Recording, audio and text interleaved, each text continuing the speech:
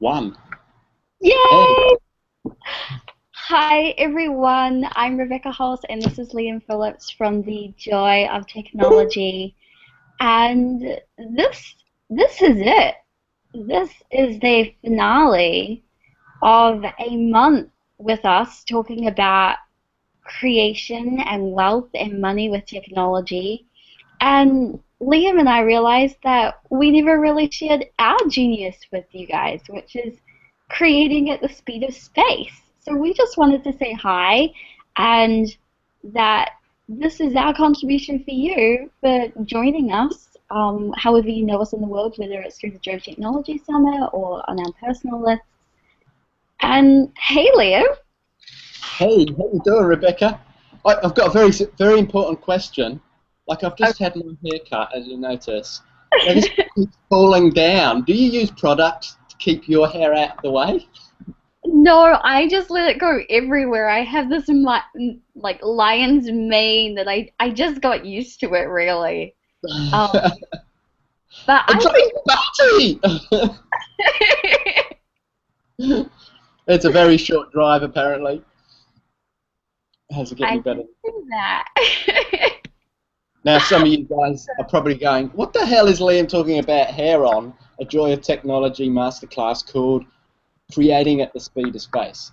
Well, part of that is because that's what Rebecca and I do. We just basically have fun and we talk about all sorts of shit. And out of that crazy insanity that we just talk about, suddenly an energy will pop up and we'll start to create from that energy. Yeah, and Liam and I were just oh whoa, that is loud. I can't even really mute that. Um, Basically with Liam and I, it's like it's so simple and so easy that people think that we're stupid. And then we come out and we wave a book in their hand or a summit or a product or a class or do this or paint on our faces on a Google Hangout. And then people start to go into question and go, well, hold on a second, how did you do that?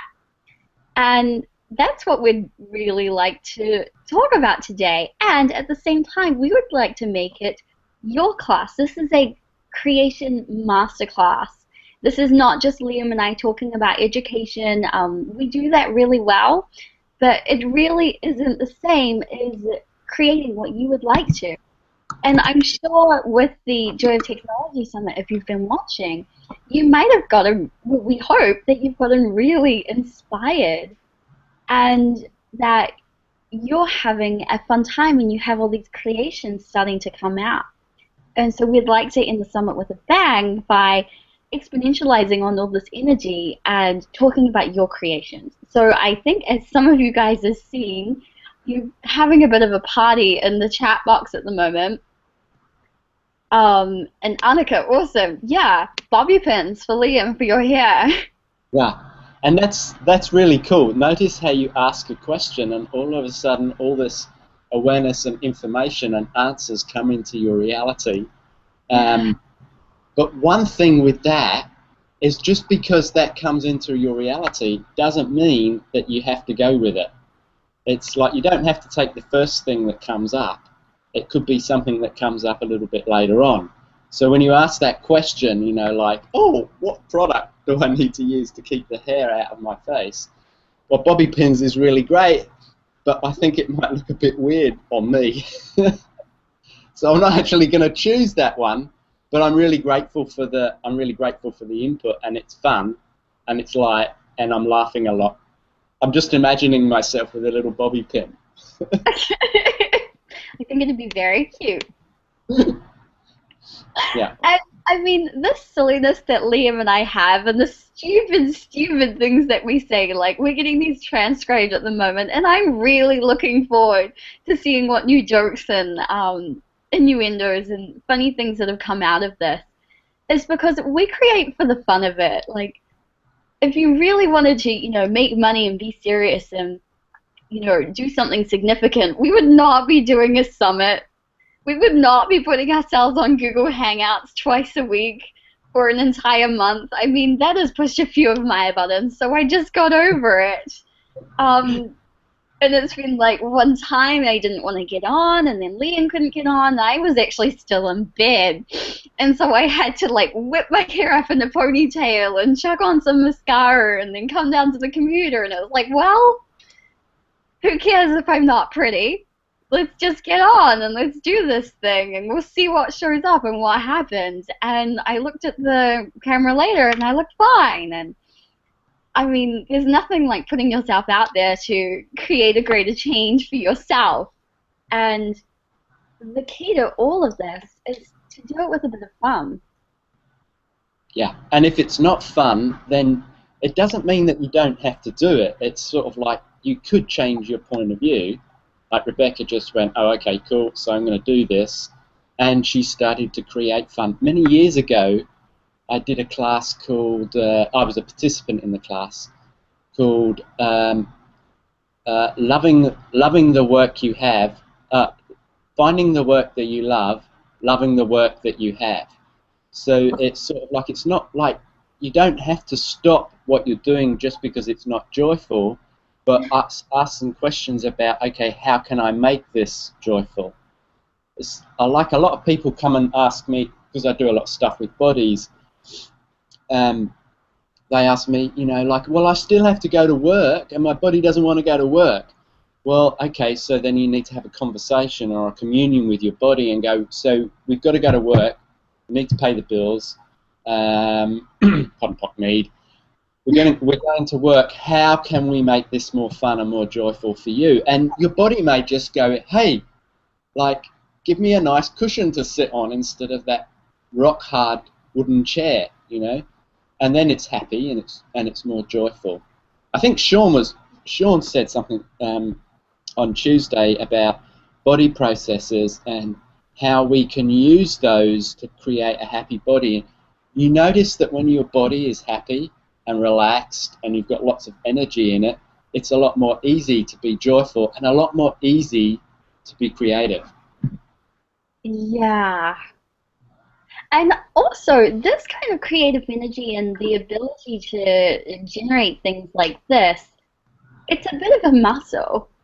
Well, for me personally, I mean, I would be, you know, I've had a blog for 3 or 4 years now, and so when I started, I would like blog, blog, blog, blog, blog, and then I would stop, and I'd be like, fuck it, and I'm not gonna do anything, and I would just forget about it. But I hope you're seeing Liam trying to be Iron Man. It's fantastic. The face is the sexiest part. Nobody can see it but you, Rebecca. Damn it! Oh, you guys are missing out. I don't know if I can really mimic that kind of. You'd have to mimic the 30 extra years as well. Yeah, I'm not gonna choose that. Anyway, and so I just started getting better and better and better at creating because I realized that the more I created, the more fun I had, and the less I got bored. And I was actually just talking to someone last night about one of my targets is that to actually never be bored, because it's just one of the most heart-wrenching, frustrating, traumatic things for me. Like, I don't know what to do, and I feel really weird, and there's nothing going on, and there's this weird heaviness and this emptiness, and it's just one of those things that is like, well, I just feel so lethargic, but at the same time, there's just nothing going on, and there's no space to create. So if I have a priority to always be creating, always be having fun, always be choosing something, then my priorities start to shift, and the creation process gets easier for me. Yeah, that's really cool. That boredom thing, I'm so glad you brought that up, because my mum used to say to me, when you're busy, you're happy. That's not totally true, because busyness does not equal creativity. But what she was trying to get through to me was, like, when you're bored, it's actually a space that you can be to ask a question,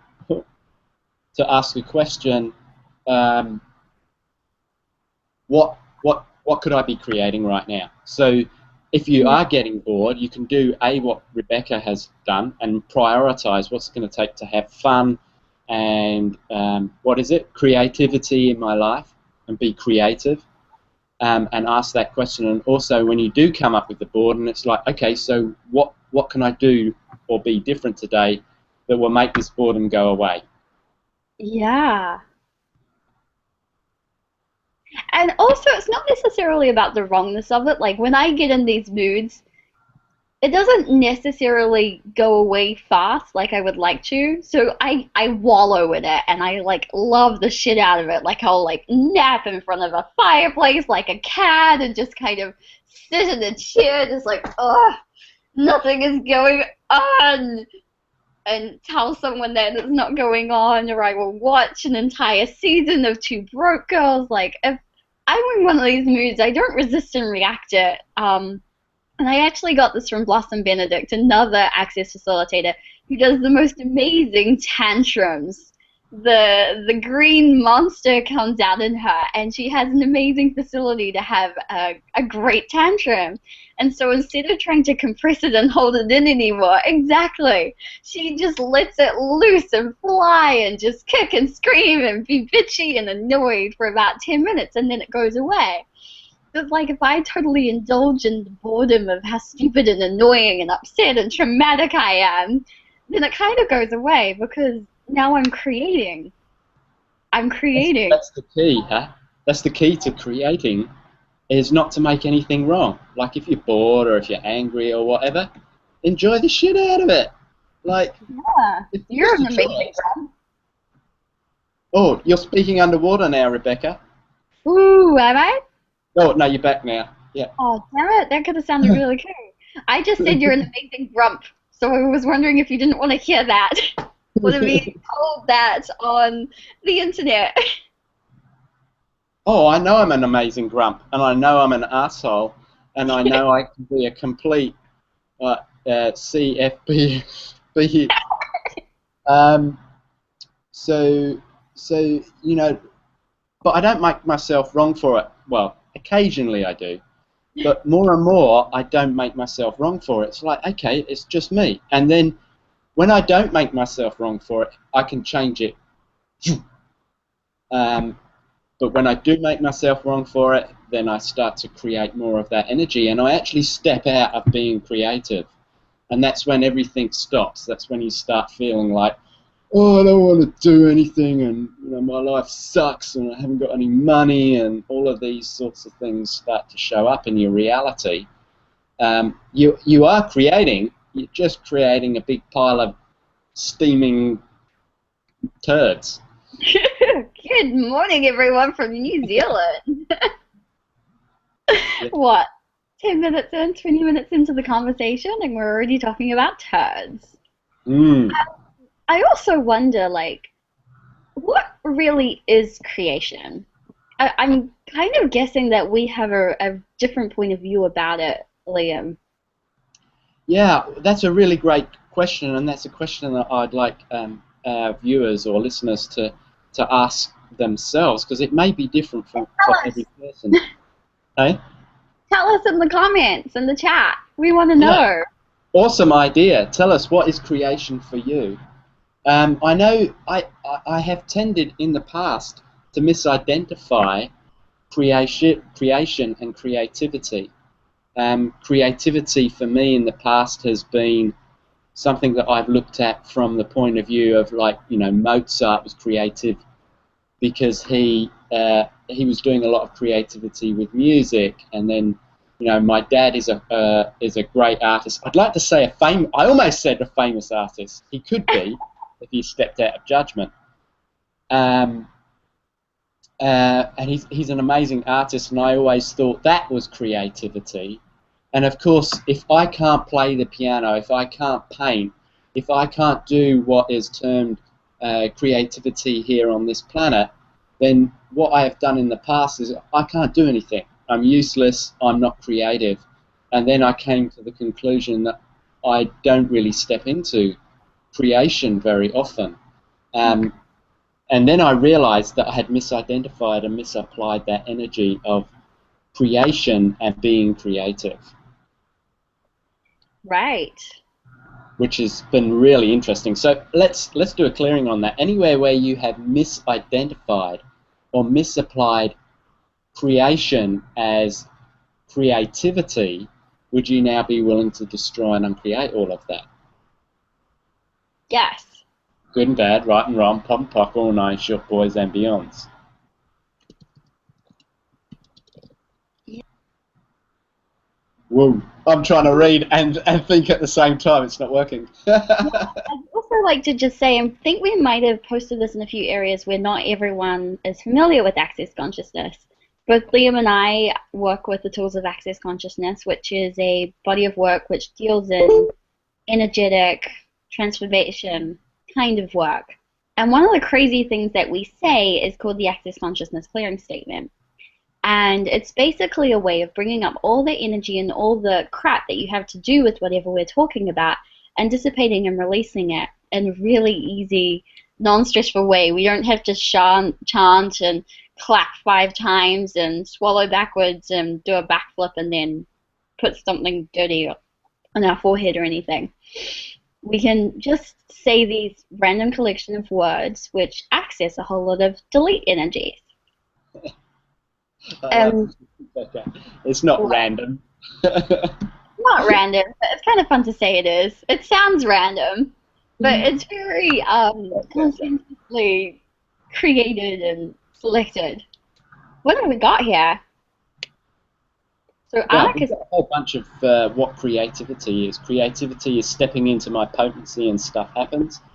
When I make stuff happen out of nothing, e.g. events or programs, or when I ask the universe for something and it suddenly appears.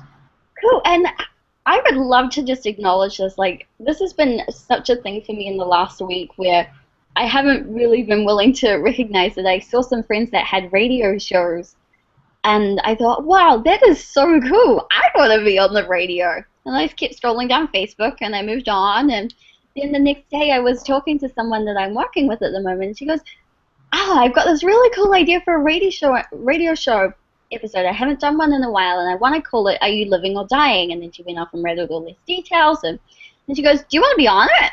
And I'm like, me? And I was like, oh my gosh, I just asked for that yesterday, didn't I? It was like bang on the 24-hour mark.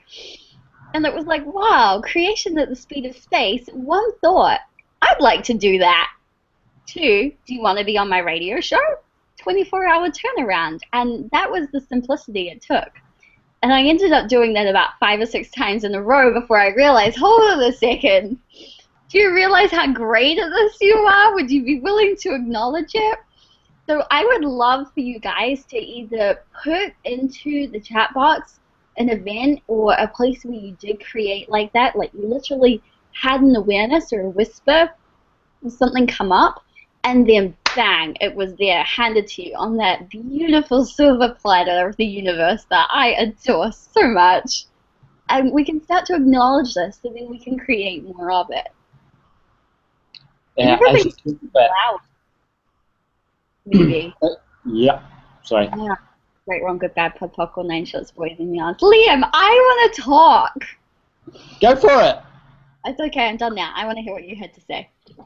Oh, well, I was just saying, as you were talking about that, about 16 million things came up that I wanted to talk about, and it's sort of like pop, pop, pop, pop, pop, pop, pop, pop.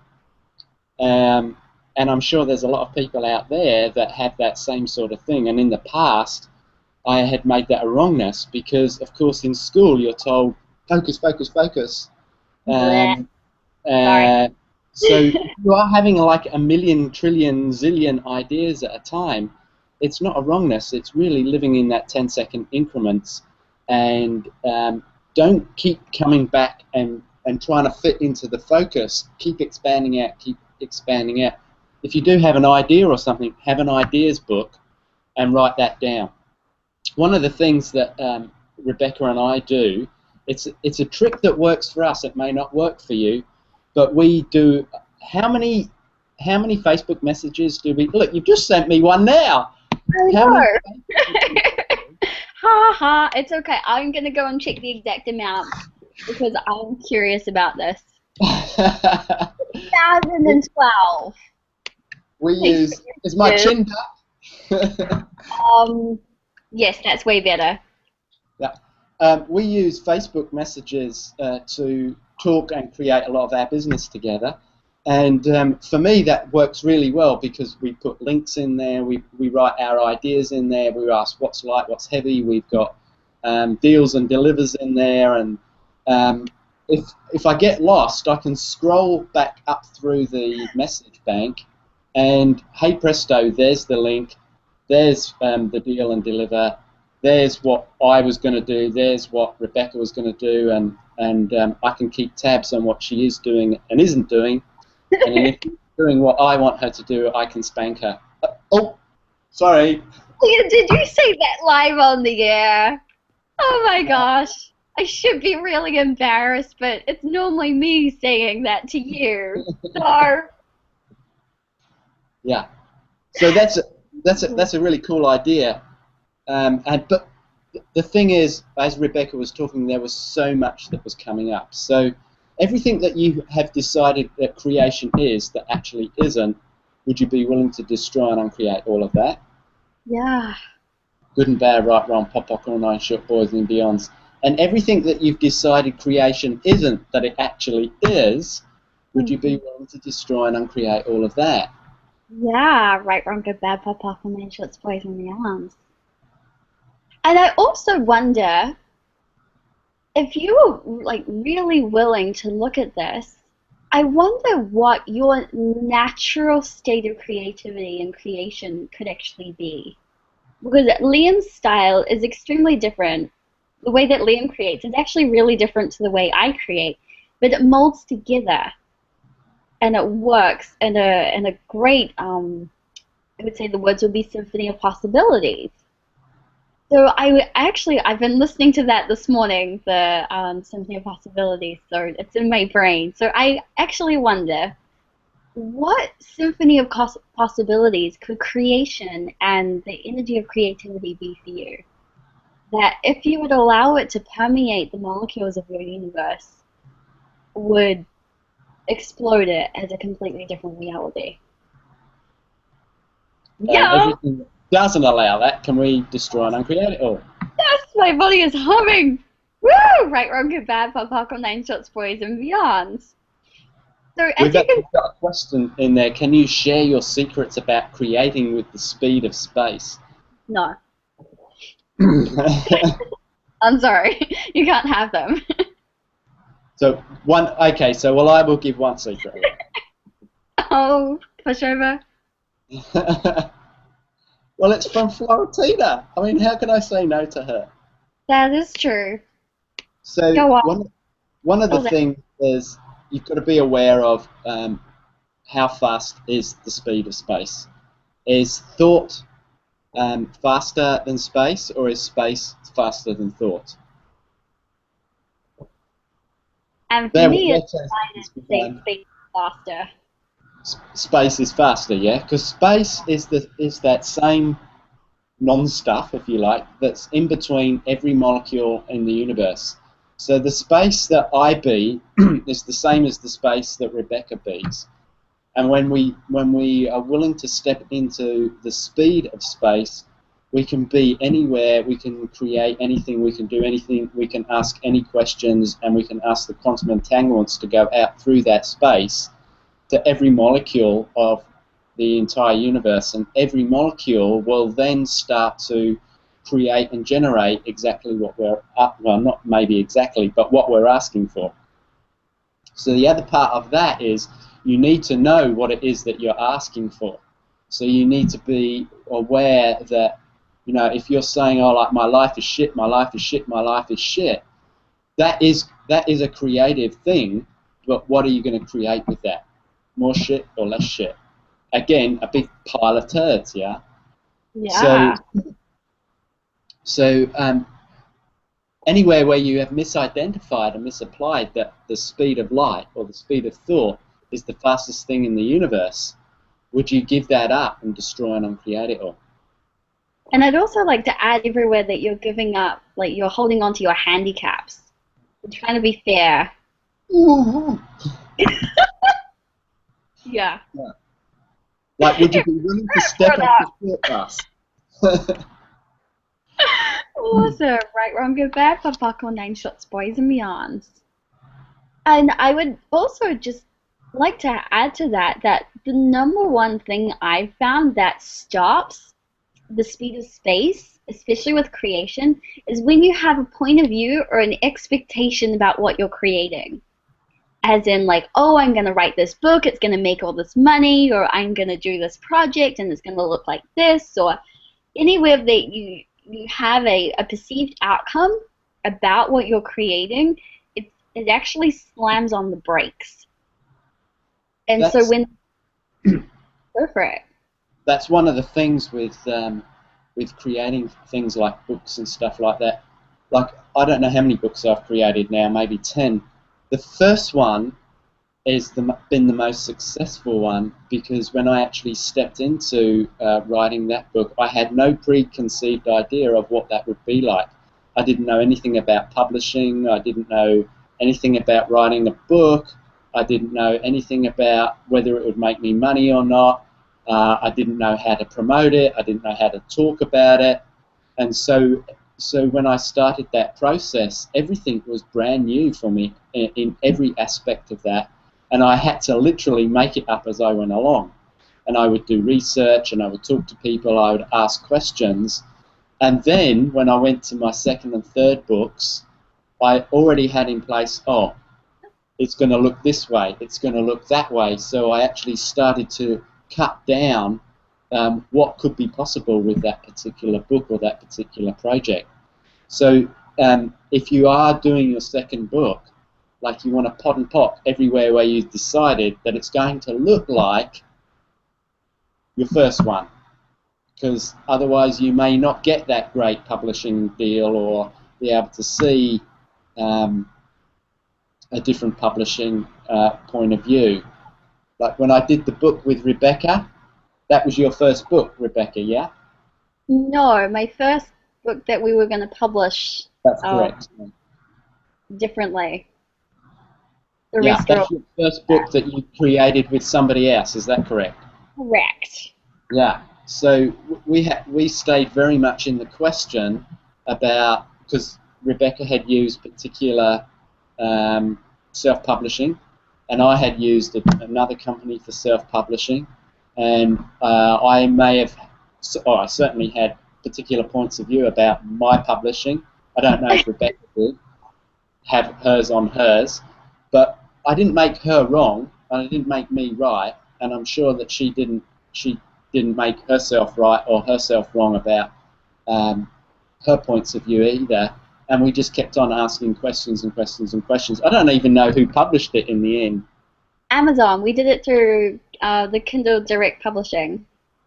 Which was totally new for me. Yeah. Better than that. Really fun. And the other part to this, I actually really just lost my train of thought. Well, if you've lost your train of thought, that's not a wrongness. That's sort of like, that's great, because that's what you were heading for earlier on. It's sort of like, on Tuesday, you said to Sean, I've just fired my brain. Yeah. What if everybody was willing to fire their brain, you wouldn't be operating at the speed of thought. Oh yeah, keep that one. She's a great little baby. Here's mine. Okay. Ooh, nice iPad. I've got a bigger brain than you. Is this about size now, is it? It's always about size, isn't it? Maybe. But yeah, when Liam and I wrote this book, I mean, we can talk about the technical side of it if you want to. I know that some of you did have questions about self-publishing and that kind of thing. So we can answer those. Just make sure that you tell us that that's what you want to hear about. And for Liam and I, there was this one instance where we were creating, I think it was actually a blurb for the book. It was this tiny little blurb, and it was through our Facebook messages. And I sent one to him, and then he sent one to me at the exact same time. And I just went into all this wrongness of, oh, his is so much better than mine. And I was like, that's really weird. They're both fine. But I just had all this, oh my gosh, this is so much better. And then I was like, what's going on? And then I was just about to type that when Liam popped back and said, let's use yours, it's way better. And I literally, the exact same time that he picked, he was doing that judgment of himself, I was picking up on it. And I realized how connected we are when we're creating together and how psychic we are too. And so that judgment was all of 10 seconds. And I was like, okay, doesn't matter whose is better, which is lighter, which takes you out of the judgment and makes you start looking at what is true. And it's not true as in this is a fact, but true as in the truth of the both of you and what is actually going to work. And that's that. One of the things that came up for us the other day was, like, we'll ask the question, oh, is that light for you or is that heavy for you? And I think just about everything that we've ever done together, it's always been, is that light? Yeah, sure, we'll do it. And then the other day, Rebecca said, that's actually heavy for me. And I said, well, it's actually light for me. And then Rebecca said, oh my God, what will we do? What do we do with that? So what did we do with that? I don't even remember. You don't even remember? Well, for starters, when that came up, Rebecca didn't go into the wrongness of her. I didn't go into the rightness of me because it was light for me and it was heavy for her, because it's not about right and wrong. It's sort of like, oh, okay, cool. So we just stepped into more questions and asking, so what else is possible here? Some of those very simple questions that Access Consciousness has to be creating. Let's give a list. What are our go-to questions that we use when we're creating? Okay, well, some of the ones that are coming to my mind right now are actually like, okay, what is this? Or what are we aware of here?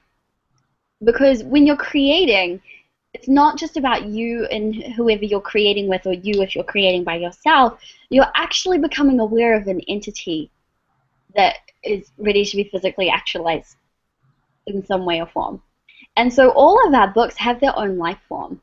And so this is such a brilliant resource because they talk to you. In fact, they pretty much talk all the time. They're about as chatty as Liam and I, which is a lot. And so if you talk to them, you say, hey, book, I'm so stuck. What do you actually want to say here? Like, there were some chapters in our 69 Shades of Pleasure book that we were like, this is weird. And then we started asking the book the questions like, okay, really, what is this shade? What is this chapter? And then it started to flow. So most books in this reality take somewhere between 4 months to 5 years. Oh my God, 5 years for a book? Ah, we have sound. So one of the things, while Rebecca's answering the phone there, one of the things that's come up for me a lot is about creating with other people. And the thing is that really in this reality we're always creating with somebody else. Even if you're doing a building job and putting a new, putting on a new room onto your house, you may be doing all the work, you may be doing all the planning, you may be doing all the sketches, you may go out and pick up all the nails, you may go and do all the actual physical work and labour, but you're also working with your partner. They may be cooking dinner for you. You're working with the guy that's selling you the nails. You're talking to people to get the right plumbing done, and so it's about the willingness to always be expansive and include everybody and everything in on that project. And of course, what Rebecca just said, that also talk with the project. So even a tiny little project like putting on a new room on for your house, or maybe just, like decorating your bathroom or something like that, it's like there's a whole bunch of people that can come into your reality if you're willing to be expansive and include everybody and everything without any judgment. And, you know, like when you go down to Bunnings or the local hardware shop and you're asking about paint or paintbrushes, for instance, everybody's going to have a different point of view about paintbrushes. Oh, you should use natural hair, you should use nylon hair, no, you should use a roller, no, do spraying. And then what we tend to do is we tend to go into overwhelm, and the walls come up and stop that creative energy for us, or we buy a point of view from somebody that doesn't actually match the energy of what we're creating, and then we get the roller and we actually need a paintbrush to do the detailed work. So you use that heavy and light tool to start creating at a more expansive rate. And that way you'll always get what is true for you and true for your project. Yeah. And Andy's just said, is there a company for self-publishing physical books? There is a few. We wanted to do some for an event, so we just published that through lulu.com. And that worked really well for us. And one of the targets that we would like to get back up with our 69 Shades of Pleasure book is there's a platform called CreateSpace. And actually, I just love the name, CreateSpace. And it's an attachment for Amazon that will link up your CreateSpace physical book. So they'll print on demand, but it will link it up to your Kindle book. So then when you look at the book online on Amazon, it will come up with the different options.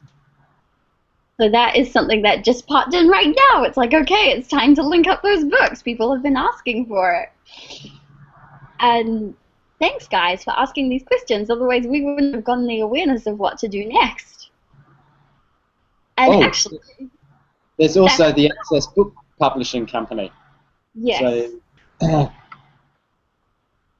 that's another possibility. Yeah. And so, actually, the resource that really helped me in creating this book is I read a book on Kindle that was called Write, Publish, Repeat. And these three guys are creators of magnitude. They pump out, I think it's something like 6 to 8 fiction books in a year, pretty much each. And they're a phenomenal company that really knows the online publishing world. And they have a podcast called Self-Publishing Podcast. And I just found that that book was the greatest resource for me for the information side of things, for the more technical side of the writing and the system and the different tools that you could use. So that's a tangible tool if you wanted to play that way. So, yeah, there's lots of stuff. In fact, there's lots of stuff in the other 9 presenters. They've given lots of handy tips and clearings and all of that sort of stuff. So you might want to watch those videos again. They're only going to be up for, what, another week or so, Rebecca? Yeah, we are going to take them down next Friday. But we're also going to offer everything to you, all of the hangouts, the audios, the clearings that we got from them, and our notes, our personal notes, in like a big mega pack.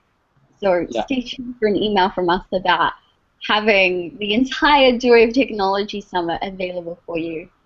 Just for you, just for fun. One of the things I've really loved about it, Rebecca, is that running a summit yourself is that you invite all the people that you'd like to have a private session with. Right? And you get all this awareness and you ask all the questions that you want answers to, and then you can start implementing it. It's amazing. I've done, when I interviewed Lisa, she was talking about not CreateSpace. Talking to your lover. Making technology. Yeah, there was a particular to get funds for projects, and I've set one of those up now. So that's just from Lisa, and then there's been clearings that I've been using from other people, and like Sean, 2 days ago, was just amazing with putting your 10% for every bill. Okay. I just have to say that again. Like that tiny, tiny nugget. It's like 5 seconds in the entire thing, and it's already like the most amazing thing ever. So there's a tool in Access which is about having a 10% account just for you, just for fun, to honor you. So it's like paying yourself, always honoring who you be. And you normally, for every amount of money you receive, you put away 10%. And what Sean has been doing is for every bill he puts out, he also puts 10% of that to him. So if you have a bill for $100 that you have to pay out, you also put $10 in your personal honoring account. And that was just like kaboom. That was something that I was like, wow, this is just awesome. So that was a game changer for us. So don't watch Sean's Hangout. Don't do him. He's not magical at all. In fact, he's mine. I only wanted to have this entire summit so I could talk to Sean for an hour. So who cares? It wasn't about you anyway. Yeah. So, oh, I forgot what I was going to say. How's it getting better? Well, we have some questions. I like questions. So Karen's asking, what questions could I ask if I know there is a book in me? I even have the title, but it is not coming out of me. Always go for it. A really great question. Go for it. This one came from Steve Outram. I had been wanting to write a book for 30 years, and I'd started many, many books and gotten through to, maybe a chapter or so. And then when I wrote my first book, Curing the Incurable, just before that, I talked to a guy called Steve Outram, who had written a book recently called, what was it now? It was about public speaking. I can't remember it offhand now. It's a great book. And he asked me a question. So, Liam, for what reason are you going to write this book? Are you going to tell your story, or are you going to create it to create more consciousness? And as soon as he asked me that question, I went, oh, I want to create more consciousness. That's obvious. For me, it was really, really light. And within 3 months, the whole book was completed from start to finish, and I had a publisher and everything. So that's the question I would ask Karen. What are you writing the book for? Are you writing it to create more consciousness? Are you writing it to tell your story? Now, don't say consciousness if it's to tell your story.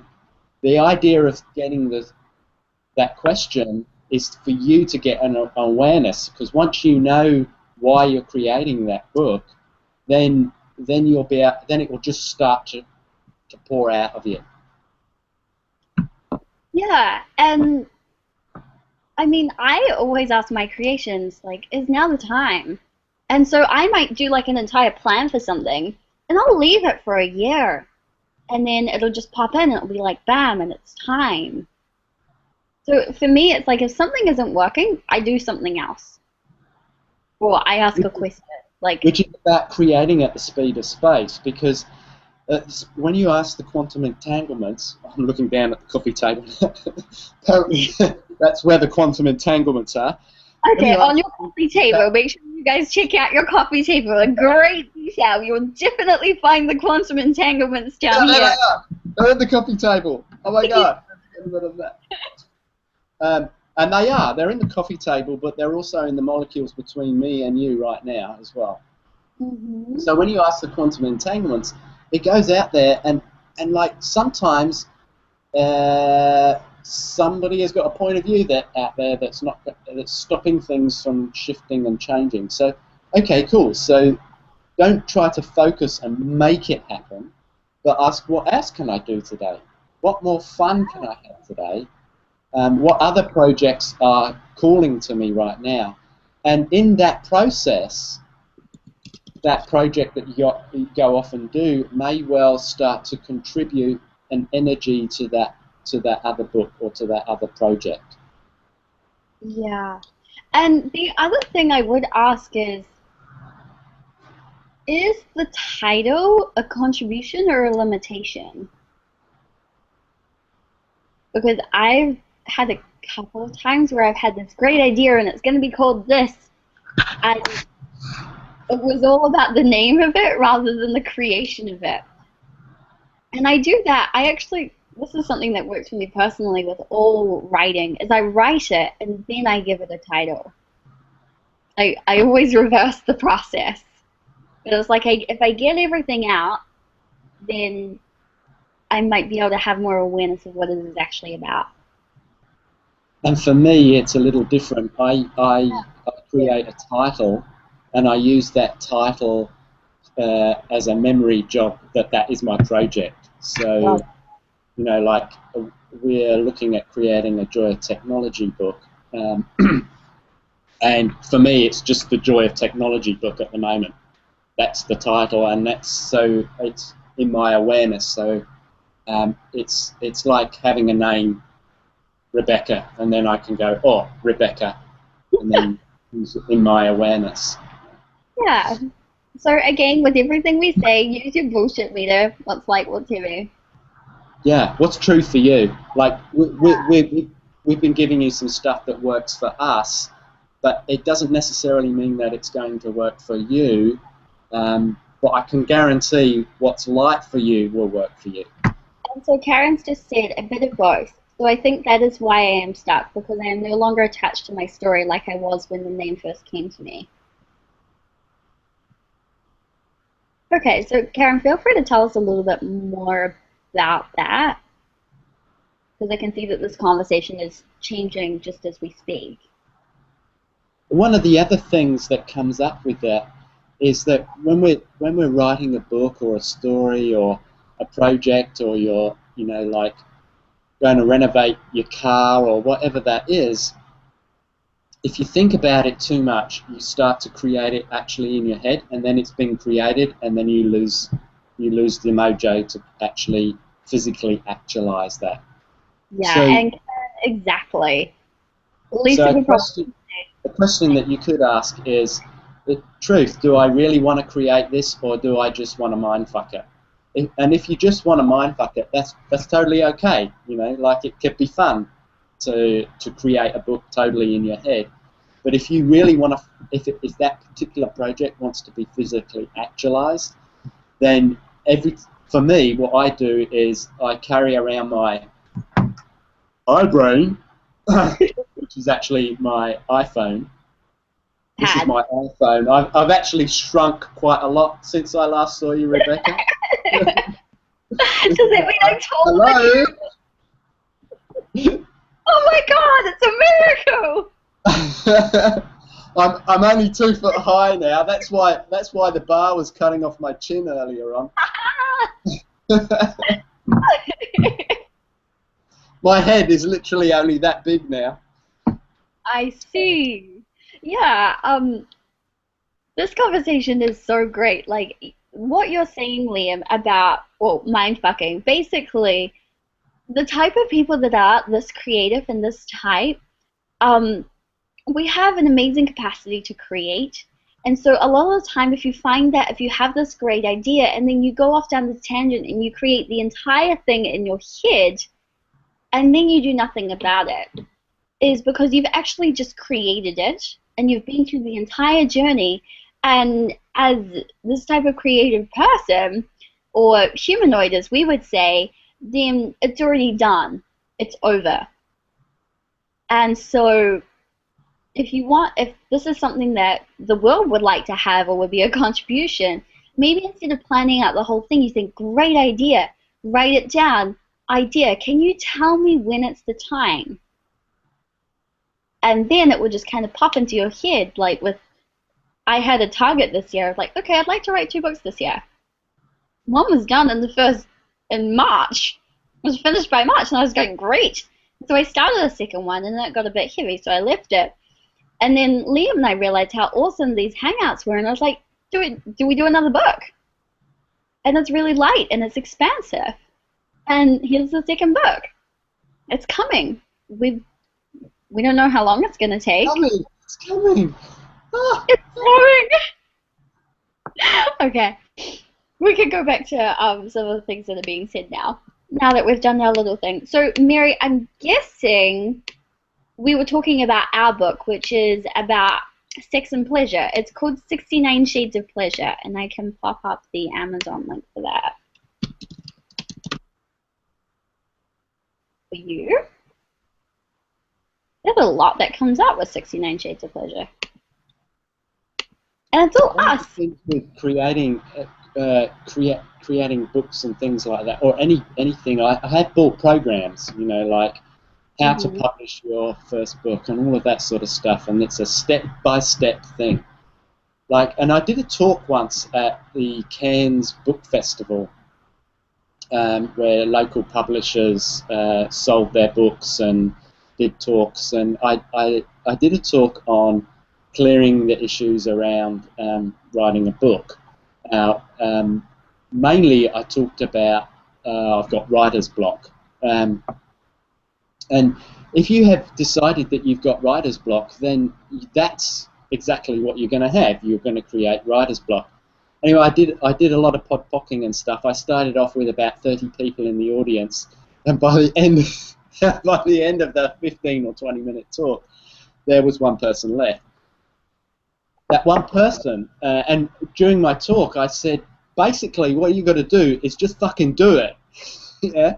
And anything that comes up, any point of view that comes up, I've got writer's block, you just deal with it, and you go put it to the side and destroy and uncreate it, and go ahead and do it. Just like Nike. Just do it.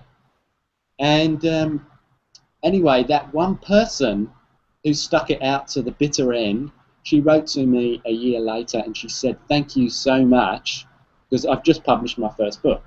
And everything you said was just do it. So it's like we can create a lot of reasons and justifications of why we can't write a book, why we can't put a project out in the world, and it's like those are all the lies. If you have any reason and justification right now, I haven't got enough money, I haven't got enough time, I'm too sick, any of those things are usually the biggest ones. I'm stupid, I haven't got the piece of paper, I don't know what I'm doing. Do any of those feel very light? No. So they're a lie. Why would you create life from a lie? And so, just from what Karen's saying in the chat, if you weren't resisting, what would actually be here for you? So it's like when the resistance comes up, or the energy, when people are saying, you should do it, you should do it, you should do it, of course as a humanoid you're going to go and say, well, no, fuck you, look at my pretty bling. And that's great, that is nice and shiny today. And instead, what if you go, okay, so what is actually here for me in this resistance? And what am I creating with this? Yeah. So, Karen, you can't. No, you can't. And yeah, okay, great. So what if it didn't have to be a book? And also, what if writing a book is totally different to what you thought it was? I really honestly had no point of view about when Liam and I wrote our book about what it was going to be like. I was like, okay, so we got out this Google Drive doc and we just started putting some shit in. And we actually started an Evernote and on Facebook messaging. And then we get an idea for a new shade, and then we divvied them up, and it was like, you write this one, I write this one. Then we kept adding, and it was like, oh my gosh, let's do 69 of them. Let's not have chapters. Let's have shades. And the book turned out to be so much fun, and sometimes I still go back and read it, and I'm like, man, this is awesome. And I honestly can't remember too much of who wrote what part, because now the book is its own entity. And it's like, wow, this is a really awesome book. And now this time, we're going to be writing a book from transcripts. And this is going to be totally different, yet again. And, I mean, really, if you were creating the way that you be, what would come out? Like, what would actualize? If you had no... One of the other cool things that I've done with creating at the speed of space is I've often had, like my ex-wife Simone was really great, because I would sit down and I'd read her a chapter, and you know, my humour often comes out in my books, and so I'd read her a chapter and she would give me feedback. And just by reading it out loud to somebody else, I also got a great deal of information and awareness of what needed to be changed. Oh, that doesn't make sense, because often as an author, you have what you would like to say in your head, but it doesn't actually translate very well into words. So when you actually read it back out loud, it's like, oh my God, if I was to read that to somebody, they wouldn't understand what the hell I'm talking about. Yeah. But what I was really getting at with regards to programs as well, you can buy programs where you can follow a step-by-step. None of those have really worked for me. I have received awarenesses from them, and that's one of the things that both Rebecca and I do, and we've got it in our own private packages, is private sessions, and part of that could actually be mentoring or giving you the creative juice to create your project, because we're not going to give you a step-by-step. We're going to find out what it is that you would like to create, how you would like to create it, how that project would like to be created, and ask you questions, and then do the clearings to allow that to actually physically actualize as a process. So there's not a box that you have to fit into. Yeah. And I mean, the greatest joy of doing this and working together with people one-on-one to me is that, I mean, seeing people create and seeing them really start to bring into the awareness what they really thought they didn't even know that they had inside them, actually. And seeing that come out and seeing the surprise and the delight on their face and their life starting to really show up is just so much fun for us both. It's really awesome. How did we get so lucky? How did we? Oh, we chose it! Yeah, that's right! Oh wait, that's... Shit, we said another secret! Damn it! We're so not good at this! Who's gonna read the book now? Choice. Choice creates awareness. Yeah. And if you really want to do something, just choose it and it will show up. Okay, actually, I have a brilliant example of this. So in about April, I got the awareness that it would be lighter for me to go to a class in Costa Rica rather than the easier one in Mooloolaba at the end of the year. And then I had someone say, well, if you're coming over here, you should come and stay with me in America. And I was like, okay. And it was so light that I was like, well, let's do it. I'm choosing this. I'm going to go to Costa Rica. I'm going to create this magical trip. I have no idea how it's going to show up. I have no idea what it's going to take. But I don't care. I'm just going to have it. And I ended up just writing out, actually I have it here, a list of everything that it would be required for me to go on this trip and when by.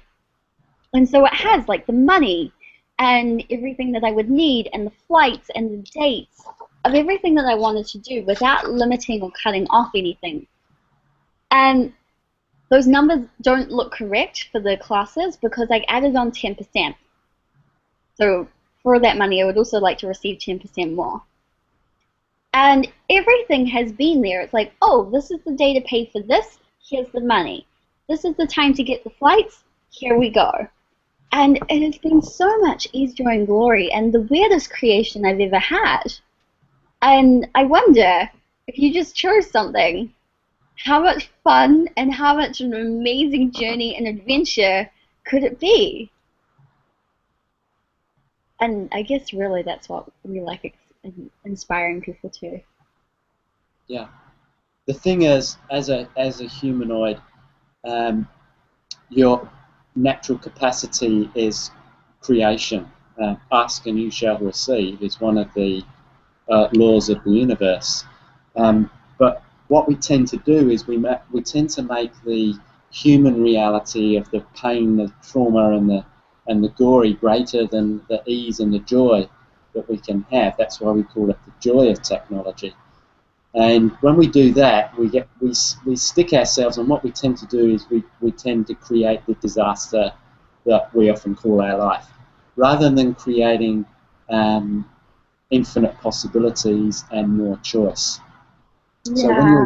So when you're willing to step into that space of being and acknowledge every creation, even if it is a pile of doo-doo, even if you suddenly recognize, oh my God, I am such a bitch, you know, and don't make it a wrongness, it's just an energy, because sometimes you're going to need that bitch energy in order to get someone to do your bidding, or maybe save somebody's life, or whatever it is.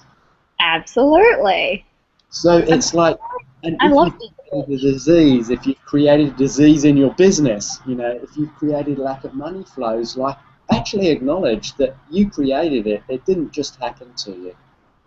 And then when you acknowledge it, you actually acknowledge you as the creator. And that's really the secret, is ask and you shall receive. Be aware of what it is that you're asking for. Yeah. And would you be willing to have it, and to have it be easy? Apparently that's a no. They don't want it to be easy. I guess not. Like, the energy of that was like, oh. It's okay, don't worry, never mind. Don't worry, we'll erase that part from the video. Okay, would you like it to be hard and meaningful and significant and the uphill battle? That's quite light. That's it.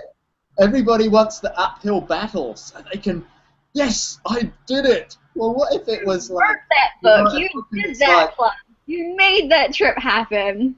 Yeah. Congratulations.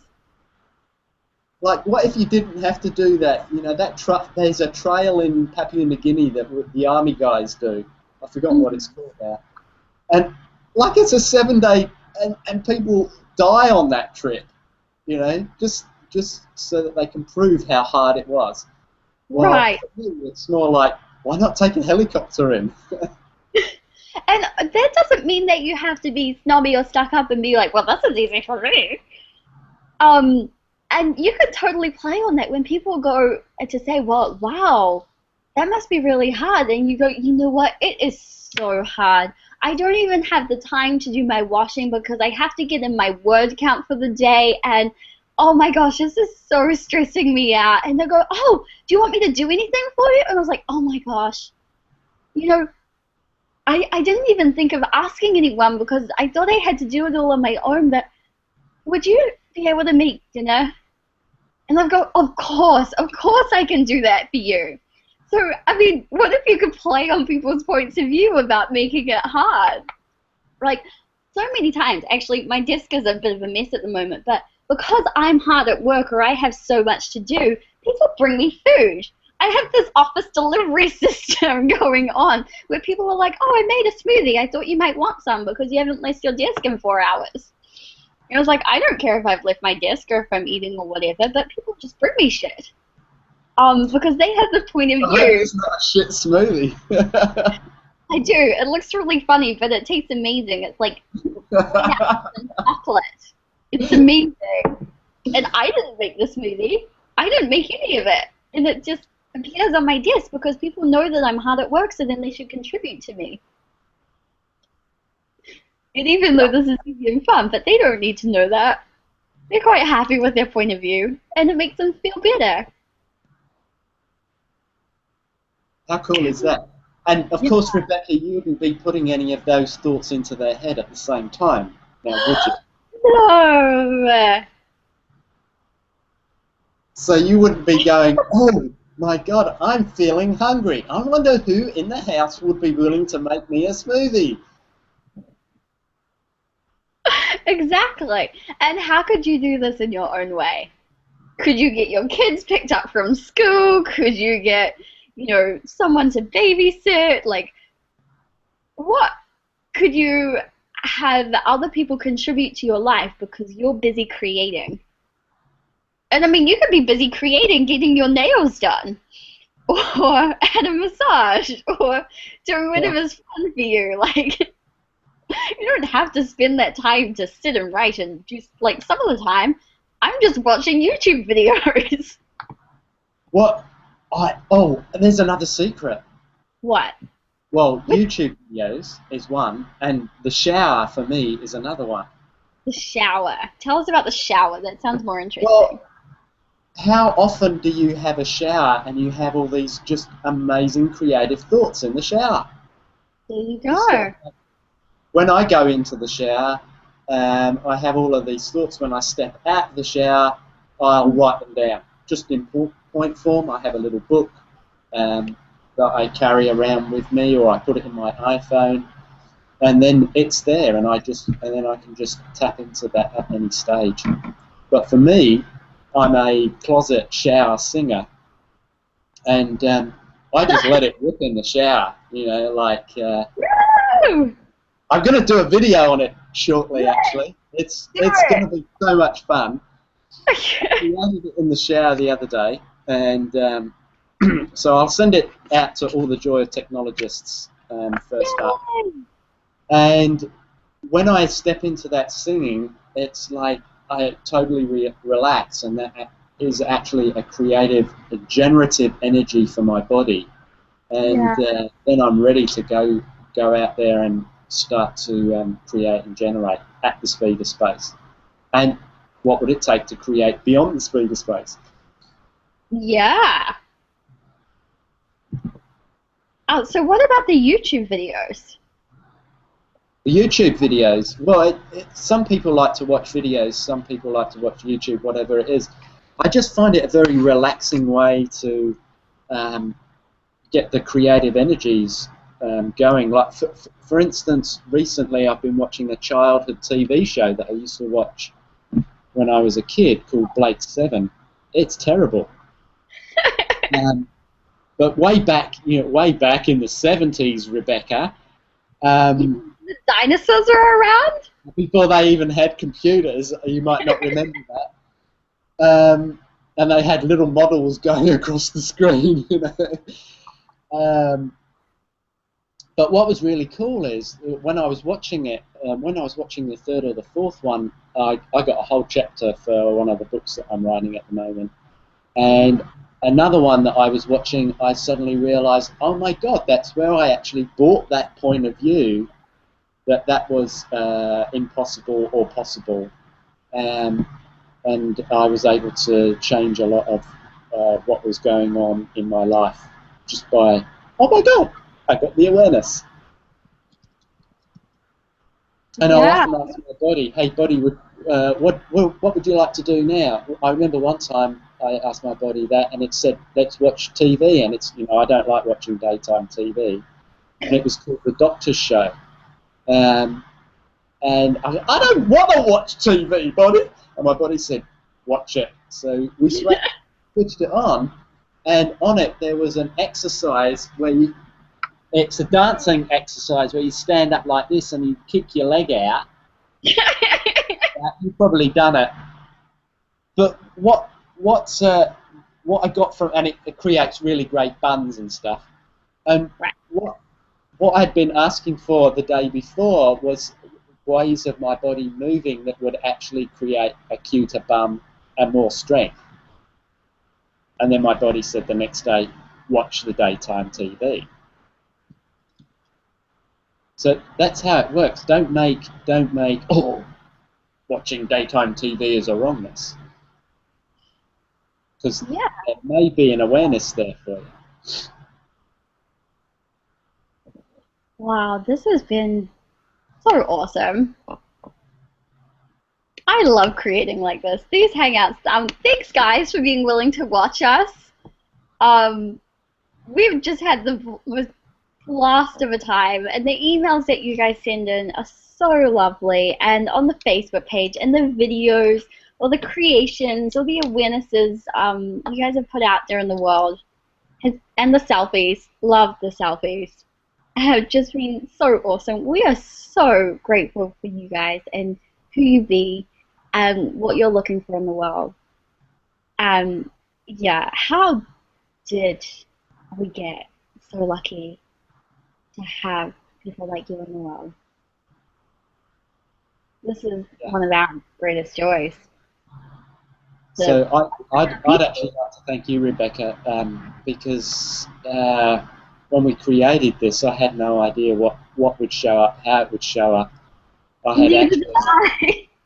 had actually asked somebody else to create a summit with me on health, and their point of view was, oh, it's too much hard work, and so it never got created. But there wasn't any of that in your universe. It was just sort of like light or heavy. Oh, light. And that was, what, 2 months ago when we had the idea. It was a month to put it together and a month that we've been creating this. So, yes, you're amazing at the technology side of it, the actual doing part of it. But there's also a creative, generative energy that has been fantastic. And often we don't acknowledge that in a person, that when we bring somebody in on a project, we often think of them as that they have to have a physical job, that they actually have to do something, and we never actually acknowledge the contribution that they be energetically. It's like kids. We often don't acknowledge the energy that they be to our lives or to our projects. So thank you so much for contributing and being you to create this. And thank you, Liam, for asking, for choosing the joy of technology, even when I thought it was about being awesome with tech stuff rather than actually having fun with it. And also, like, you've really had my back. You've been the ghost a few times and been behind the scenes and doing the writing stuff, but really, I mean, I adore creating with you. You're one of the easiest, really fun. Easy but not cheap. But not cheap. Not cheap. You are not cheap. Yeah. And guys, shout out to you. We really would love to hear. If you love something about the summit, what was your biggest aha? What are you creating now? How can we contribute? Do we miss anything out? Do we need to, talk about something else? Like, we'll do anything. We'll try anything once. We had no idea if a summit would be fun or not. It was just light, so we did it. We made it how we wanted to do it. We talked about sex and fuck, and we painted on each other's faces, and I can't even remember some of the crazy stuff we did, but this has not been a normal hangout. And how much more fun can we have, and how much can we contribute to your creations? Cool. Thanks, guys. Thanks for everybody that has been willing to come on this and contribute their energy and your questions. It's created different possibility out there with technology, and how much more fun can we have with technology, and how much can we use it to our advantage to create more joy for ourselves and the entire planet. Just saying. Hashtag. Just saying. Hashtag. It's not a hashtag. Oh, hashtag. Yes. Okay, there you go. Hashtag. That doesn't look right. Cool. Yeah. Anyway, thank you guys. You're an awesome creation, and what if you already had the joy of technology in you? Yeah. Good question. Ciao. Ciao. Bye.